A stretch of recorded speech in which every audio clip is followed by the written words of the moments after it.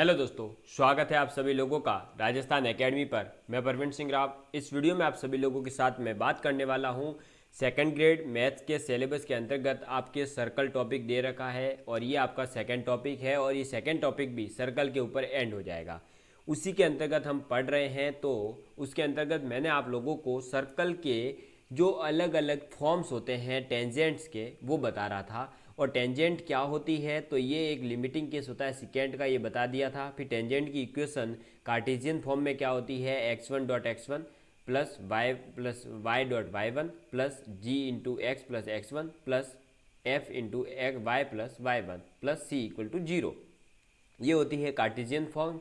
इसी तरह साथ में ही मैंने बताया था पैरामेट्रिक फॉर्म क्या होती है, तो X cos alpha plus Y sine alpha equal to A, या फिर आप X dot A cos alpha plus Y dot A sine alpha equal to A square भी लिख सकते हो, जब सर्कल की equation X square plus Y square equal to A square दे रखी हो। इसी तरह से स्लोप फॉर्म के बारे में बताया था, जिसके अंतर्गत ये रहा आपके सामने लिखा हुआ है कि अगर इस टाइप से आपको सर्कल दे दिया जाता है और इस टाइप से आपको एक इक्वेशन दे रखी होगी, भाई जो भी ये टेंजेंट होगी वो एक लाइन ही होगी, तो लाइन की इक्वेशन में अगर ये इसका जो है स्लोप है, तो आप इक्वेशन लिखेंगे y equal to M x plus minus A under root one plus M square. ठीक है, ये मैं आपको बता चुका हूँ।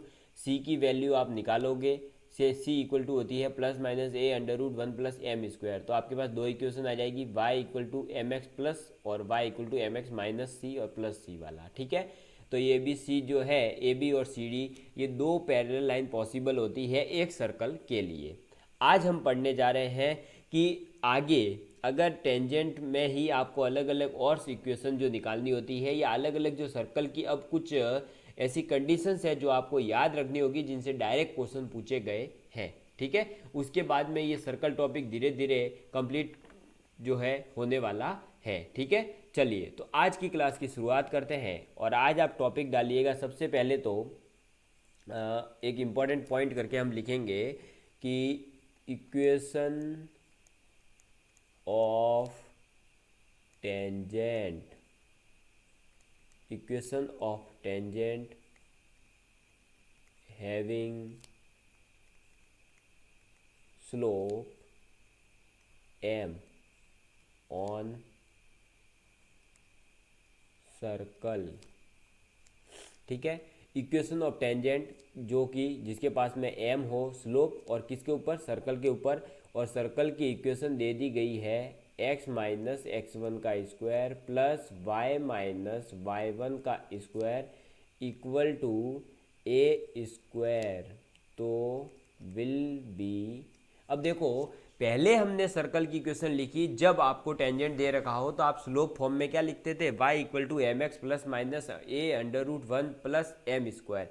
लेकिन अभी हम पढ़ने वाले हैं इक्वेशन ऑफ टेंजेंट जिसके पास में स्लोप होगा m और सर्कल की इक्वेशन एक जनरल फॉर्म दे दी जाए, यानी x minus x one plus Y minus Y one दोनों का whole square equal to A square. यानी कि आपको सेंटर जो है वो 0,0 के अलावा कोई और दे दिया जाए, तब आप जो है उसकी इक्वेशन कैसे लिखोगे टेंजेंट की, तो तब आप इक्वेशन लिखोगे टेंजेंट की y minus Y one equal to M into X minus x one plus minus under root, sorry एक मिनट, ए और लिख दो पहले फिर प्लस माइनस, तो क्या आ जाएगा A under root one plus M square. ये है आपके किसकी इक्वेशन दोस्तों, अब जो आपका टेंजेंट बनने वाला है उसकी इक्वेशन है। ठीक है, किसकी इक्वेशन है दोस्तों, ये टेंजेंट की इक्वेशन है। क्या हो जाएगी, y minus Y one is equal to M into X minus x one plus minus A under root one plus M square. ये इक्वेशन हो जाएगी कब, जब हमारे पास में सर्कल जो दे रखा है उसका अगर सेंटर ओरिजिन ना हो करके कोई x1 y1 कोई पॉइंट हो, तब। बात समझ में आ गई आप लोगों को। तो ये पॉइंट आपको याद रखना है कि सर्कल की टेंजेंट क्या होती है, जब आपको कोई ना कोई पॉइंट दे रखा हो। ठीक है, तो आपको स्लोप भी दे रखा है और कोई सर्कल दे रखा है जिसका सेंटर 0,0 के अलावा कुछ और है, तब आप ये इक्वेशन यूज करोगे। ठीक है, इसी तरह अब हम सीखते हैं कि आपको किसी भी सर्कल के ऊपर, देखिए सेकंड पॉइंट हम सीखने जा रहे हैं, और सेकंड पॉइंट कहता है कि अगर आपको किसी, एक मिनट, ये देखिए सर्कल बना देते हैं पहले हम ताकि अच्छे से समझ आएगा। और ये लाइनें कुछ हैं जो खींचनी है तो वो मैं पहले ही बता देता हूँ। ये इसके सेंटर तक लाइन जाएगी, ठीक है, और यहाँ से लेकर एक मैंने टेंजेंट खींची ये, और एक यहाँ से ये, ठीक है। ये टेंजेंट ही है भाई, मान लेना आप। थोड़ा सा हो सकता है कि परफेक्टली स्क्वायर ना, मतलब परफेक्ट लाइन नहीं आ रही हो, वो डायग्राम में ऐसा हो जाता है, ठीक है। और बस अब देखिए अब क्या हो जाएगा, इसका पॉइंट देते हैं। मैं ये क्या समझा रहा हूँ वो भी समझ आ जाएगा, आप केवल पहले डायग्राम देखते रहिएगा कि मैं क्या कर रहा हूँ, ठीक है। ये 90 डिग्री एंगल, ये भी 90 डिग्री एंगल, और यहाँ मान लीजिए आपको थीटा एंगल दे रखा है, ठीक है, और ये दोनों इक्वल है, ये सब चीज़ें दे दी है। और ये ए सी और जो बी सी है ये रेडियस यानी कि आर हो जाएगी, और ये जो पॉइंट है पी, इसका कोऑर्डिनेट दे दिया एक्स कोमा वाई। अब हम समझते हैं कि ये मैंने क्या लिखवाया दोस्तों। ये मैंने लिखवाया है आप लोगों को कि कोई सर्कल है, उसके बाहर एक एक्सटर्नल पॉइंट है, उस एक्सटर्नल पॉइंट से मैंने सर्कल के ऊपर दो टेंजेंट खींची, यानी कि किसी बाह्य बिंदु से किसी वृत्त के ऊपर दो स्पर्श रेखाएं खींची। जो स्पर्श रेखाएं हैं आपके पी ए और पी बी, ये दो स्पर्श रेखाएं हैं, और बाह्य बिंदु पी यानी कि एक्स कोमा वाई से हमने जो है इसे खींचा है, ठीक है। अब हमने ये खींच तो लिया है, तो हमें अब ये भी पता होना चाहिए कि हमें अब इसको सॉल्व कैसे करना है। तो देखिए इसमें अब हमें क्या सॉल्व करना है कि इसमें जो है आप क्या शो करना चाहते हैं वो सब चीज़ें मैं आपको लिखवा देता हूँ। भाई ये डायग्राम क्यों बनाया है वो डिटेल दिखा देता हूँ आपको।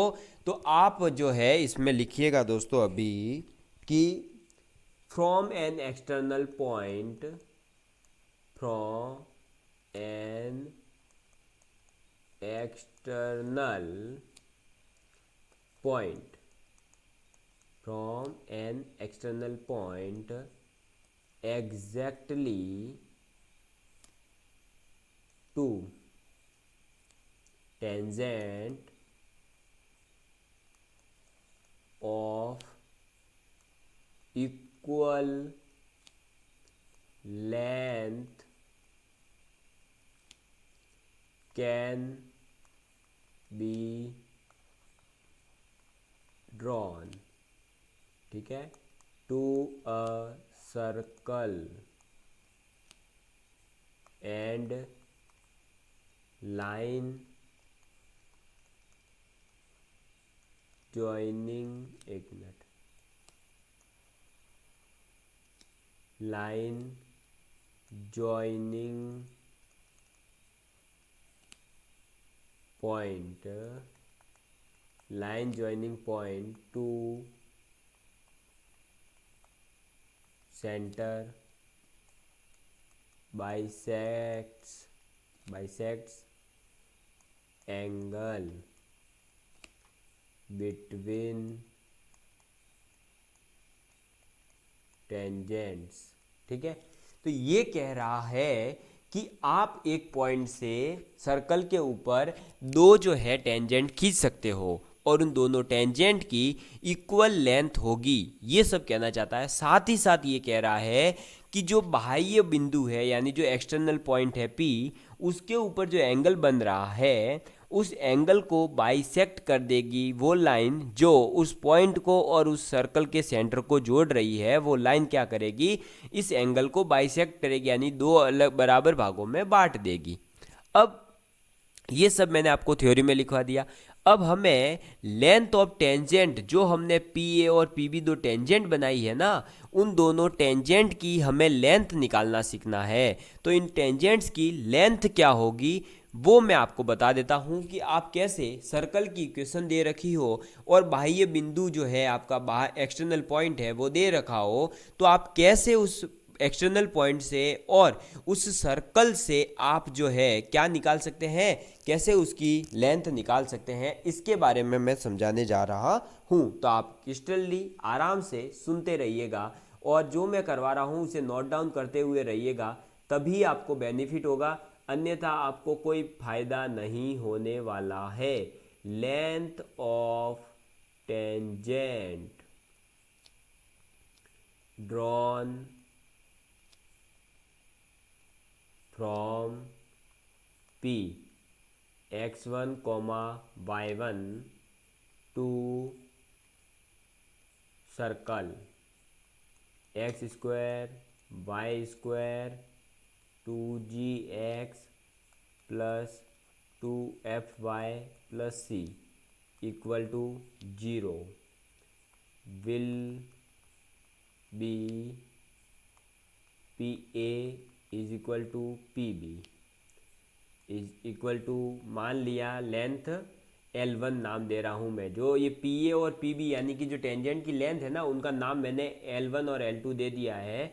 तो वो जो है दोस्तों आपके क्या आएगी, तो L1 इज इक्वल टू आपके आ जाएगा अंडर रूट x1 का स्क्वायर y1 का square plus 2gx1 plus 2fy1 plus c।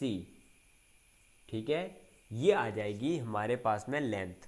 क्या आ जाएगी लेंथ, x1 का स्क्वायर y1 का square plus 2gx1 plus 2fy1 plus c equal to, ये जो है ऊपर सॉरी इक्वल टू कुछ नहीं आएगा, ये तो हमारे पास लेंथ आ रही है अंडर रूट में। ठीक है, और ये क्या करा है बेसिकली, मैंने जो सर्कल की इक्वेशन दे रखी होगी आपको, उसमें आप क्या करेंगे, उस पॉइंट को पुट कर देंगे जिस पॉइंट से आप टेंजेंट ड्रॉ कर रहे हो।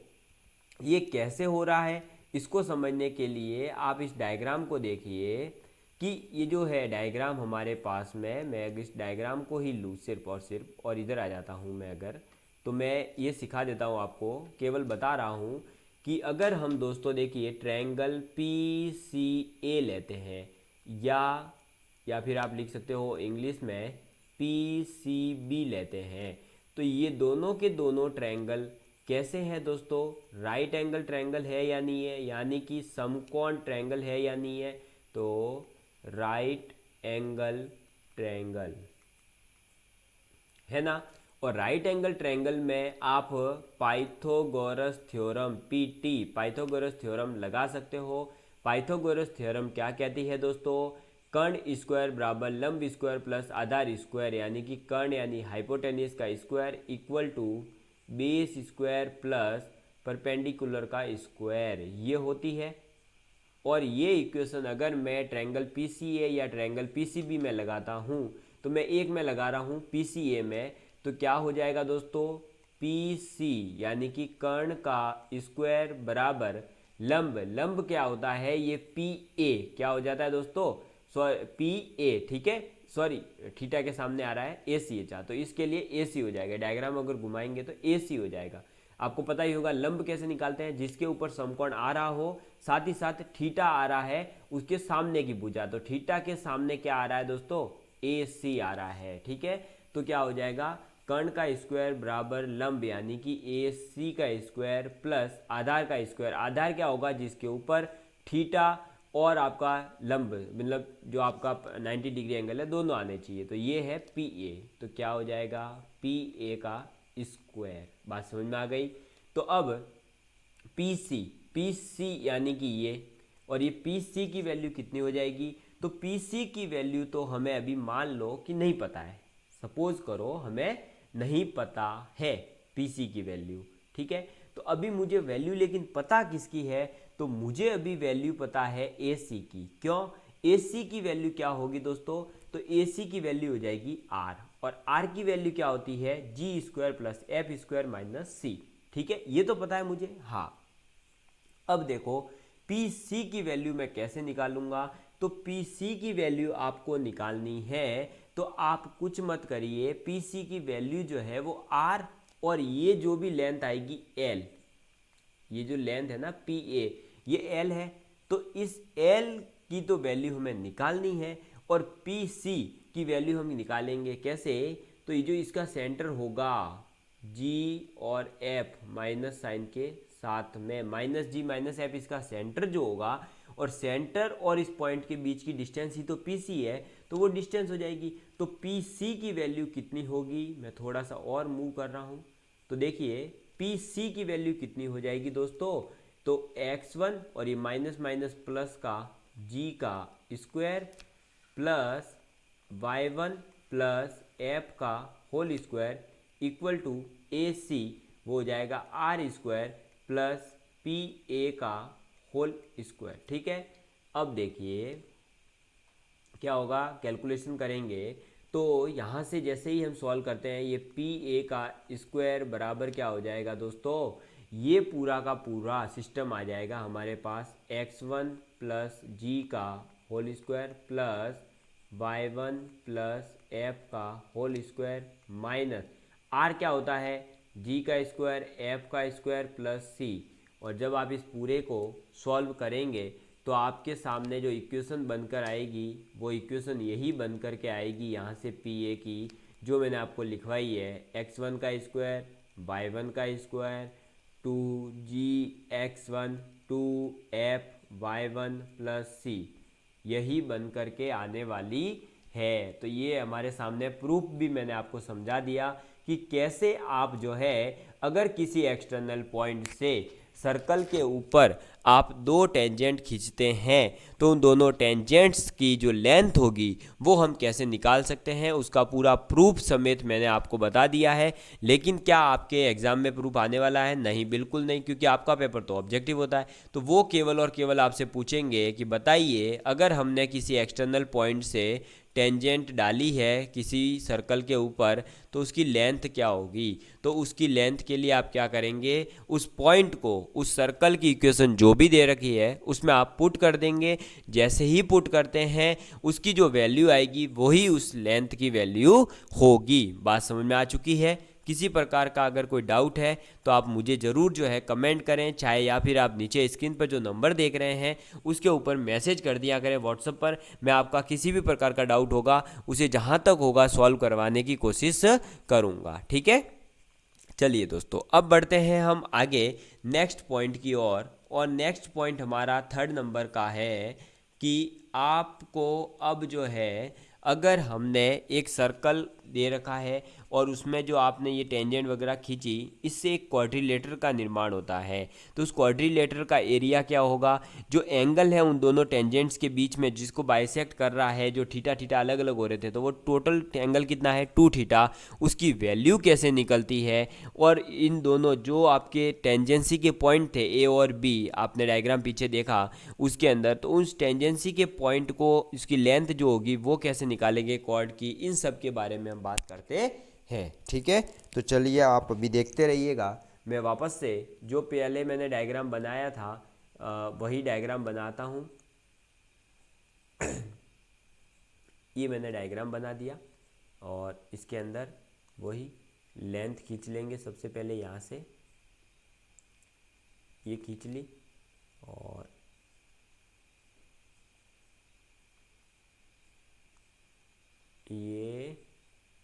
ये टेंजेंट और ये और एक टेंजेंट, ठीक है, और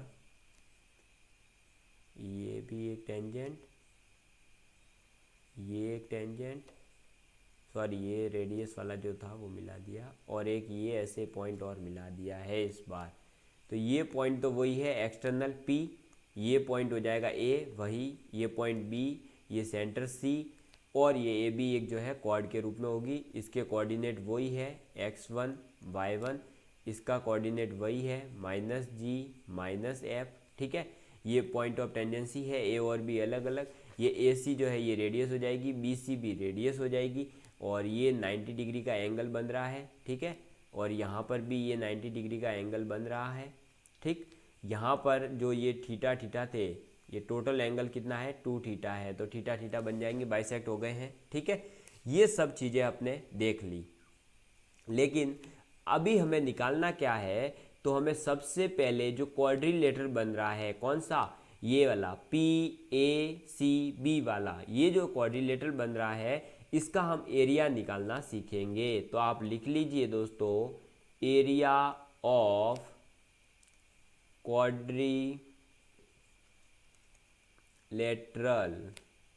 एरिया ऑफ क्वाड्रिलेटरल, और क्वाड्रिलेटरल एरिया क्या है, PACB का जो एरिया होगा वो एरिया कितना हो जाएगा, 2 into 1/2 into length of tangent, यानी कि जो PA, ये जो लेंथ ऑफ टेंजेंट है ना, ये मैं देख लो वापस से नाम दे देता हूँ, लेंथ ऑफ टेंजेंट इतना बड़ा लिख दिया LT, लेंथ ऑफ टेंजेंट जो है वो आप लिखेंगे इनटू जो रेडियस है सर्कल की, ये वाली रेडियस, ठीक है, ये आप करेंगे तो आपको क्या मिलेगा, एरिया ऑफ क्वाड्रिलेटरल मिल जाएगा। ठीक है, चलिए नेक्स्ट पॉइंट है आपके सामने कि जो एंगल बन रहा है, यानी कि एंगल बिटवीन टेंजेंट्स, जो आपके सामने PA और PB दो टेंजेंट है, उनके बीच में जो एंगल बन रहा है वो बन रहा है 2 थीटा। तो आपको अगर पूछा जाए कि ये कितना होगा, तो आप यहाँ एक रिलेशन यूज कर सकते हैं, tan theta equal to R upon में लेंथ ऑफ टेंजेंट। ठीक है, थर्ड पॉइंट आपको याद रखना है कि length of chord of contact, ये जो लेंथ है ना आपकी, length of chord of contact, ठीक है, वो कितनी होगी, AB।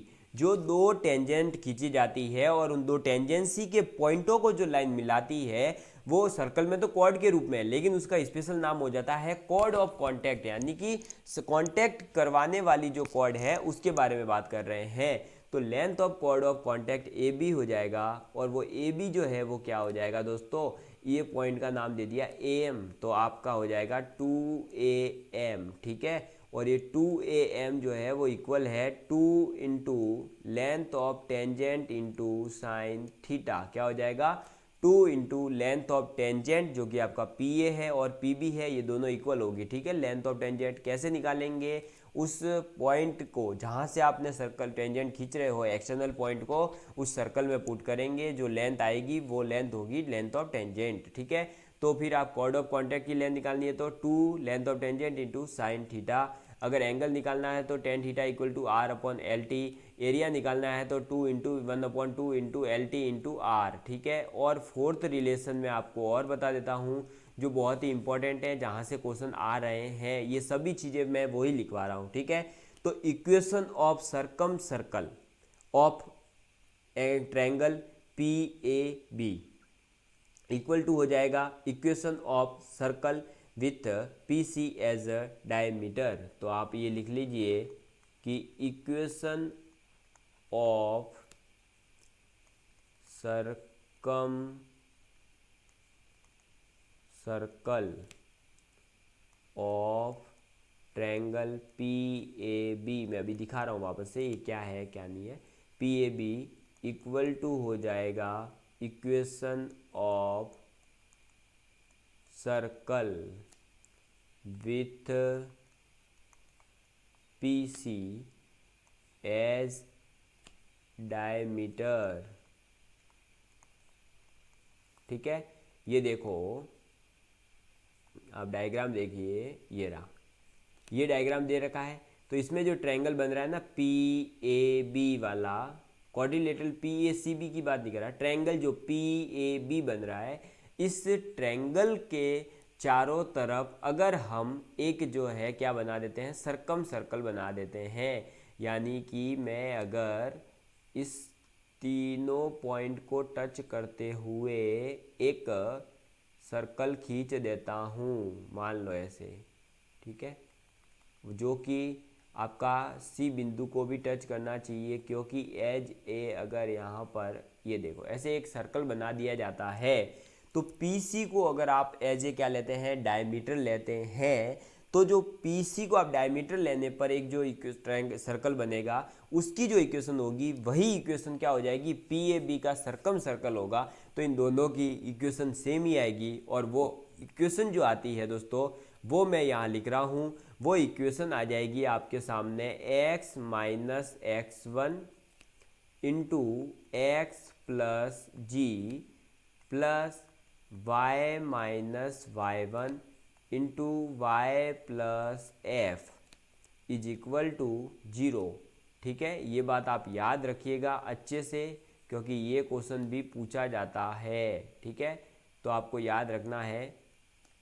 क्या बताया मैंने कि अगर कोई सर्कल जो है उसमें आपने किसी एक्सटर्नल पॉइंट से पहले क्या करा, एक दो टेंजेंट खींच ली, उन दोनों टेंजेंट को मिलाने वाला जो पॉइंट, टेंजेंसी के पॉइंटों को मिलाने वाली जो लाइन है जिसे आप कह रहे हैं कॉर्ड ऑफ कॉन्टैक्ट, उसके लिए आपने एक सरकम सर्कल खींचा, यानी उस के तीनों बिंदुओं को, यानी पी, ए और बी, इन तीनों पॉइंट को टच करते हुए आपने एक सर्कल खींचा। और वो सर्कल के लिए अगर हम डायमीटर के रूप में किसको लेते हैं, पीसी को एज ए डायमीटर लेते हैं अगर हम, तो क्या बनेगा दोस्तों, पीसी को जब आप एज ए डायमीटर लेंगे तब आपके सामने क्या बन जाएगा, एक पूरा का पूरा सर्कल बनेगा। ठीक है, और जो सर्कल होगा उसके लिए पीसी अगर डायमीटर है, तो मैंने आपको पीछे एक कॉन्सेप्ट बताया था कि डायमीटर के अगर एंड पॉइंट दे रखे हो तो आप कैसे सर्कल की इक्वेशन निकाल सकते हो। और यहाँ मैंने वही कॉन्सेप्ट यूज करते हुए, जो डायमीटर है वो क्या है, पीसी, और पीसी के दोनों पॉइंट दे रखे हैं, क्योंकि पी तो है एक्सटर्नल पॉइंट जिसके कोऑर्डिनेट दे रखे होंगे, और सी है सर्कल जो पहले बन रहा था उसका सेंटर, जो कि है माइनस जी माइनस एफ। तो इन दोनों जो है पॉइंट हमें दे दिए पी और सी के कोऑर्डिनेट्स। जब हमारे पास पी और सी के कोऑर्डिनेट हैं तो हम डायमीटर फॉर्म से जो इक्वेशन लिख सकते थे, x minus x one plus x minus x one into x plus ji plus Y minus Y one into Y plus f equal to c, वही इक्वेशन मैंने यहाँ यूज करी, और वो हमारे सामने जो आ गई है डायमीटर की जो equation of circumcircle of P A B जो होगी वो होगी x minus x one into x plus ji plus Y minus Y one into Y plus f equal to 0। तो ये हमारे सामने बन करके तैयार हो चुका है। ठीक है, ये था कॉन्सेप्ट दोस्तों किसका, ये कॉन्सेप्ट थे सभी टेंजेंट से रिलेटेड। अब हमारे सामने और भी बहुत कुछ अगर कोई रह रहा है तो मैं आपको कंप्लीट करवा दूंगा। उससे पहले मैं आपको आज जो है एक क्वेश्चन करवा रहा हूँ, उस क्वेश्चन को आप लोगों को अच्छे से क्या कर लेना है दोस्तों, क्या कर लेना है, अच्छे से समझ लेना है। और आप लोगों को किसी भी प्रकार का अगर कोई डाउट है तो मुझे ज़रूर पूछिएगा। ठीक है, तो मैं आप लोगों को वो क्वेश्चन करवा देता हूँ, आप क्वेश्चन नोट कर लीजिएगा आराम से। और क्वेश्चन आप जो है नेक्स्ट पेज पे मैं चलता हूँ स्लाइड पे, और आप जो आज लिखवाया है इनको सबको नोट डाउन करते हुए चलना। आप अब जो है हम क्वेश्चन करने जा रहे हैं, तो आप लिख लीजिएगा, क्वेश्चन प्रैक्टिस हो रही है और ये क्वेश्चन 1 मैं लिखवा रहा हूँ। क्वेश्चन 1 कह रहा है कि इक्वेशन ऑफ टेंजेंट, यानी कि टेंजेंट की इक्वेशन जो होगी वो क्या होगी, टू सर्कल, कौन से सर्कल के लिए टेंजेंट है, तो सर्कल है X square Y square is equal to 4 के लिए। तो और आप ये ड्रॉ कहाँ से कर रहे हैं, तो ड्रॉन फ्रॉम पॉइंट 2,3। तो ये कह रहा है कि इक्वेशन ऑफ टेंजेंट निकालनी है कौन से सर्कल के लिए, X square plus Y square equal to 4 के लिए, और जिसके अंतर्गत आप टेंजेंट खींच रहे हो कौन से पॉइंट से, 2,3 से आप टेंजेंट खींच रहे हो।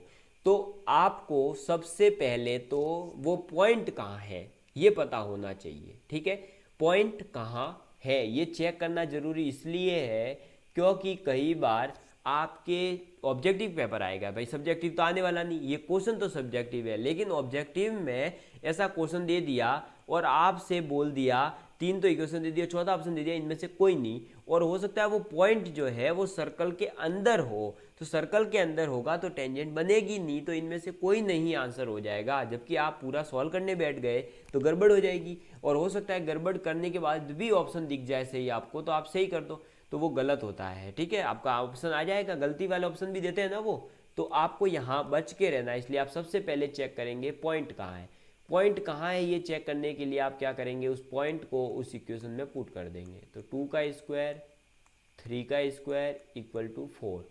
ये कितना आ गया दोस्तों, 4, ये कितना आ गया 4 प्लस 9 माइनस 4 इक्वल टू 0। तो ये हो गया 9 इज़ ग्रेटर देन 0। ये भाई इक्वल टू 0 नहीं है, ये ग्रेटर देन 0 आ रहा है। और ग्रेटर देन 0 जब भी आता है, आप अगर उस पॉइंट को उसमें पुट कर देते हैं तब, तो वो क्या हो जाता है, आउटसाइड पॉइंट होता है। तो सर्कल के कहाँ होगा पॉइंट, बाहर होगा। ठीक है, अब अगर सर्कल के बाहर है तो उससे कितनी टेंजेंट खींची जा सकती है, 2 टेंजेंट खींची जा सकती है। ठीक है, तो अब 2 टेंजेंट तो खींची जा सकती है। तो हमने मान लिया, इसके लिए मैंने आपको क्या इक्वेशन बताई थी टेंजेंट की, जब आपके सर्कल की इक्वेशन अगर एक्स, एक मिनट, जब आपके सर्कल की इक्वेशन अगर X square plus Y square equal to A square के फॉर्म में है, तो आपको टेंजेंट की इक्वेशन हो जाती है y is equal to M x plus minus under root A in under root 1 plus M square. ये होती है या नहीं होती है, यही होती है, मैंने बताई थी आप लोगों को। अब आपको केवल और केवल यहाँ क्या करना है, पहले m निकाल लेना है, फिर आपको इस इक्वेशन से छुटकारा मिल जाएगा। अब हम क्या करेंगे कि सबसे पहले तो a की वैल्यू देखें, तो a की वैल्यू तो क्या हो जाएगी दोस्तों, X square plus Y square equal to A square होता है, तो A square is equal to है 4, तो a इक्वल टू हो जाएगा 2।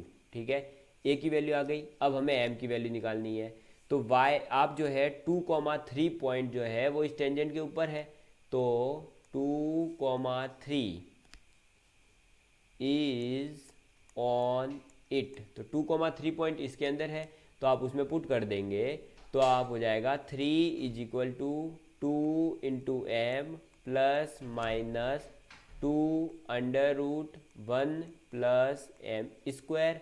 ठीक है, अब इसे हम सॉल्व करेंगे, तो सॉल्व करेंगे तो क्या हो जाएगा दोस्तों कि इसे बढ़िया से सॉल्व कर लेंगे, तो ये हो जाएगा 3 minus 2m is equal to plus minus 2 under root 1 plus M square.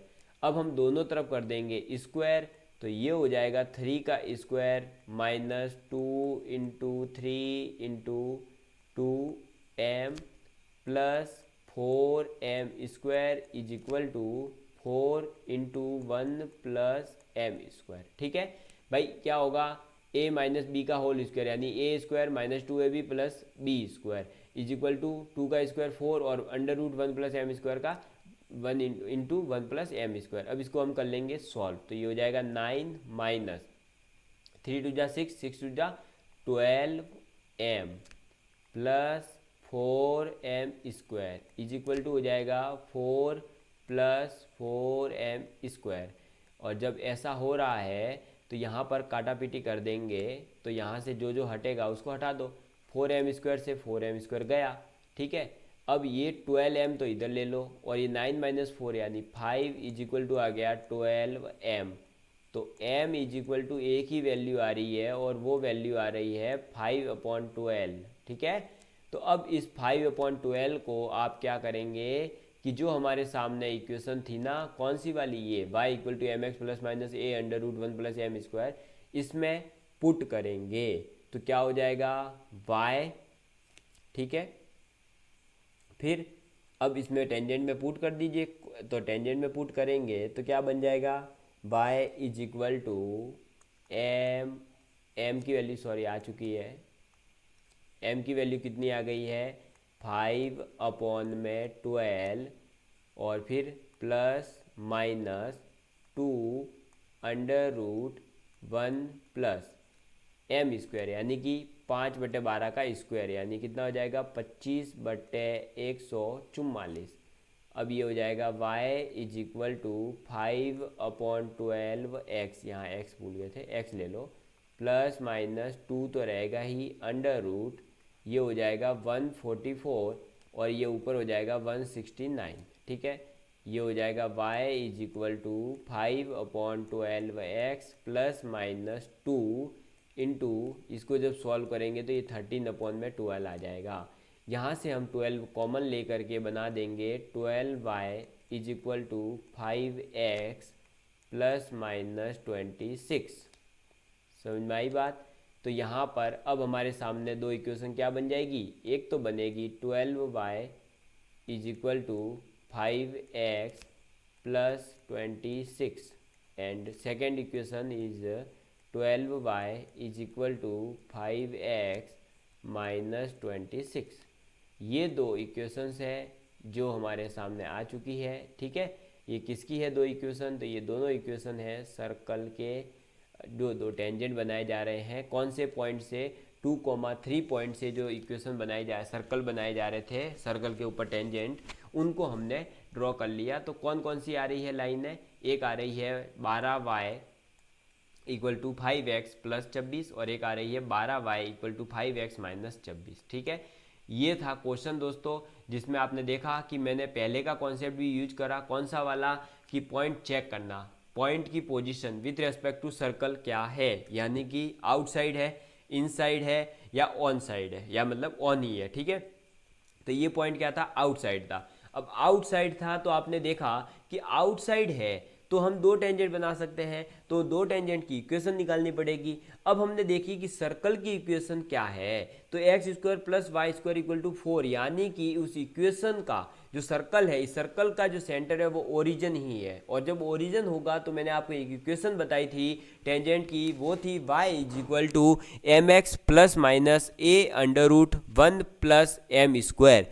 इसमें हमें y दे रखा था, x दे रखा था, a दे रखा था, m नहीं दे रखा था, तो हमने y और x और a की वैल्यू पुट कर दी।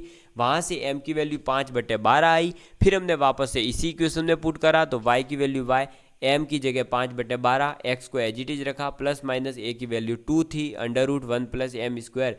इसको पूरे को सॉल्व करेंगे तो दो इक्वेशन आ जाती है, एक आती है 12y is equal to 5x minus 26, एक आ जाती है 12y is equal to 5x plus 26। ठीक है, इतना समझ में आ चुका होगा।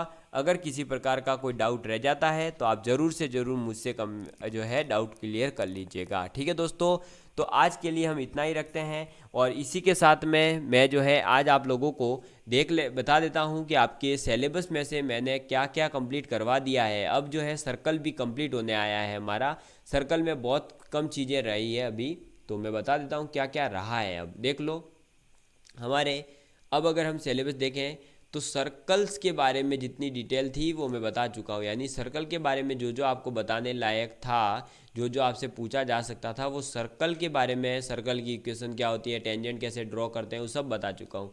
Arc and angle subtended bye them, इनके बारे में हम बाद में पढ़ने वाली, बहुत छोटी चीज़ है इसलिए। और टेंजेंट टू अ सर्कल ये भी पढ़ लिया है। अब हमारा रहा है arc and angle subtended bye them. तो जो आर्क और एंगल के इसके द्वारा जो एंगल सबटेंड किए जाते हैं सेंट्रल सर्कल के ऊपर, जो उसके सेंटर के ऊपर है, उसकी जो बाउंड्री है, यानी कि आप ये कह सकते हैं उसके आर्क के ऊपर जो बनते हैं, मतलब आपको ये एक रिलेशन आपने पढ़ रखा होगा कि सेंटर के ऊपर जो कोण होता है वो परिधि का आधा होता है, परिधि पर 90 डिग्री का कोण है। तो इस प्रकार ये जो छोटी छोटी चीज़ें हैं ये सब आर्क एंड एंगल में आती है। उसी के साथ ये मैं एक लेक्चर में कंप्लीट करूंगा और इसके बाद में आपका टेंजेंट टू अ सर्कल तक की जो बातें हैं क्वेश्चन समेत, मैंने आपको एक क्वेश्चन बता दिया, यहाँ तक की बातें आपके कंप्लीट हो जाती है। ठीक है, ये आप लोगों को समझ में आ चुका होगा और टेंजेंट के क्वेश्चंस मैं करवाते रहूँगा, लेकिन यहाँ तक जो है आपके कुछ बातें कंप्लीट हो चुकी है। अब हमें एक तो टेंजेंट में पढ़ना है pair of tangents, pair of tangents यानी कि टेंजेंट्स का जो पेयर है पूरा, वो अगर हमें निकालने को बोले तो हम कैसे निकाल सकते हैं। बात समझ में आ गई, उसको हम करेंगे कल डिस्कस। तब तक के लिए बाय बाय और आप इसी तरह हमारे साथ जुड़े रहिएगा। Thank you.